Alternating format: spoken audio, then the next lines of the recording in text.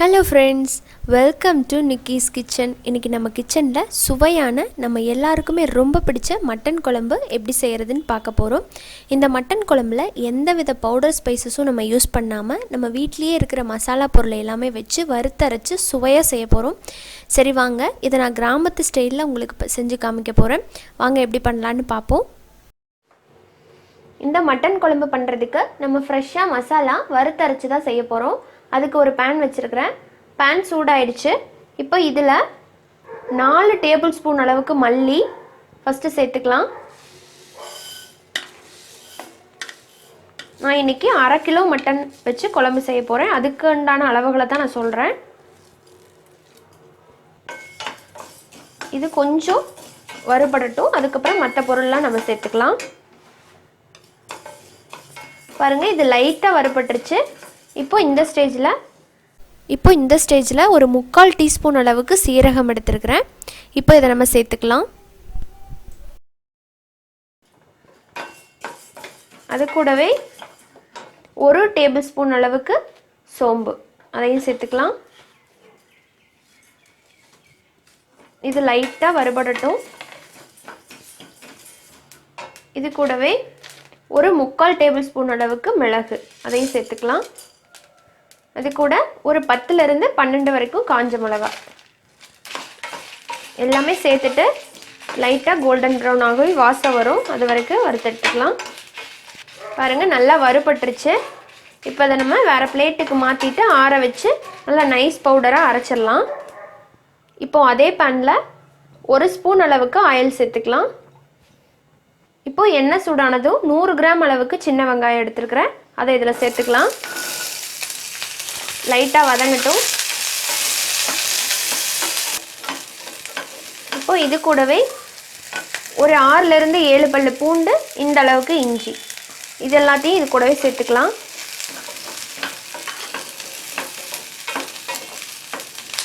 கொஞ்சமாக கருவேப்பிலை சேர்த்து நல்லா பொன்னிறமாக வதக்கி எடுத்துக்கலாம். நல்லா இந்த மாதிரி பொன்னிறம் ஆயிடுச்சு. இப்போது நம்ம அந்த மசாலாவை நல்லா அரைச்சி எடுத்துட்டோம், பொடி பண்ணி எடுத்துட்டோம். இப்போது இந்த வெங்காய மசாலாவையும் நல்லா ஆற விட்டு இதுக்குள்ளேயே போட்டு நல்லா நைஸ் பேஸ்ட்டாக அரைச்சி எடுத்துக்கலாம். இப்போ குழம்பு பண்ணுறதுக்கு ஒரு குக்கரில் 4லிருந்து 5 டேபிள் ஸ்பூன் அளவுக்கு ஆயில் சேர்த்துக்கலாம். எண்ணெய் சூடாயிருச்சு.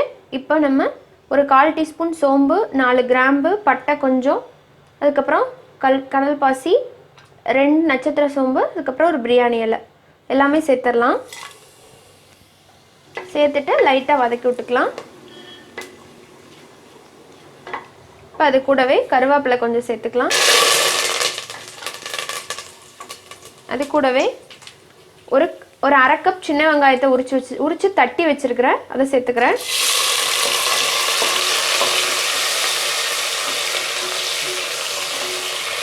இந்த சின்ன வெங்காயம் இந்த மட்டன் குழம்புக்கு நல்லா டேஸ்ட் கொடுக்கும். அது கூடவே ஒரு 2 வரமிளகாய் எடுத்துருக்கிறேன், அதை சேர்த்துக்கிறேன். இது நல்லா வதங்கணும், பொன்னிறமாக வதங்கணும்.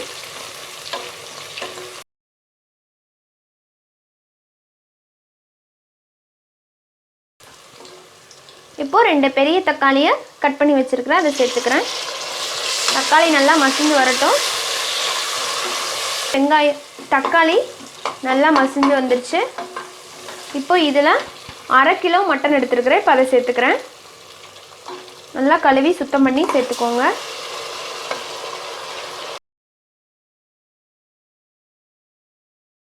கூடவே ஒரு 1/4 டீஸ்பூன், அதை விட கொஞ்சம் அதிகமாக மஞ்சள்தூள் எடுத்துருக்கிறேன், அதை சேர்த்துக்கிறேன். சேர்த்துட்டு இந்த மட்டனில் இருக்கிற தண்ணியெல்லாம் நல்லா வெளியே வந்து சுண்டுற வரைக்கும் நம்ம இதை வேக வச்சுக்கலாம். அதுக்கப்புறம் நம்ம மசாலா ஆட் பண்ணிக்கலாம், அப்போ தான் டேஸ்ட்டாக இருக்கும்.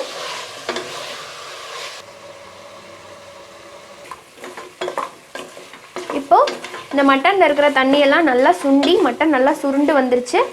இப்போ இந்த ஸ்டேஜில் நம்ம அரைச்சி வச்சுருக்கிற மசாலாவை உள்ளே சேர்த்துக்கலாம். நான் இதில் போதுமான அளவுக்கு காரம் சேர்த்திருக்கேன். காரம் பத்தலை அப்படின்னா இன்னும் கொஞ்சம் மிளகாய்த்தூள் கூட இந்த ஸ்டேஜில் ஆட் பண்ணிக்கோங்க. இப்போ இது கூடவே இந்த ஜார் வந்து அலசின தண்ணியை ஆட் பண்ணிக்கலாம்.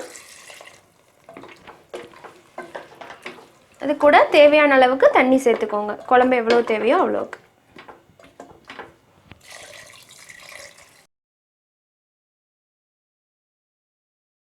தேவையான அளவுக்கு உப்பு சேர்த்துக்கலாம். ஒரு வாட்டி நல்லா கலந்து விட்டுட்டு இப்போ நம்ம 4லேருந்து 5 விசில் வச்சு மட்டனை நல்லா சாஃப்டாக வேகிற அளவுக்கு வேக வச்சு எடுத்துக்கலாம். 5 விசில் விட்டு இப்போ நல்லா ப்ரெஷர் ரிலீஸ் ஆகிடுச்சு. இப்போ நம்ம மட்டன் குழம்பு எப்படி இருக்குன்னு பார்ப்போம். வாவ், நல்லா எண்ணெயெல்லாம் பிரிஞ்சு சூப்பராக ரெடி ஆகிடுச்சு. இப்போ இதோடவே நம்ம கொத்தமல்லி கருவேப்பிலை போட்டு நம்ம ஆஃப் பண்ணிடலாம். நான் இன்னும் கொஞ்சம் டேஸ்ட்டுக்காக தேங்காய் பால் ஆட் பண்ணுறேன். இப்போ மறுபடியும் ஸ்டவ்வை பற்ற வச்சுக்கலாம். 1 டம்ளர் தேங்காய் பால் ஆட் பண்ணுறேன். வேண்டான்னு நினச்சிங்கன்னா ஸ்கிப் பண்ணிக்கலாம்.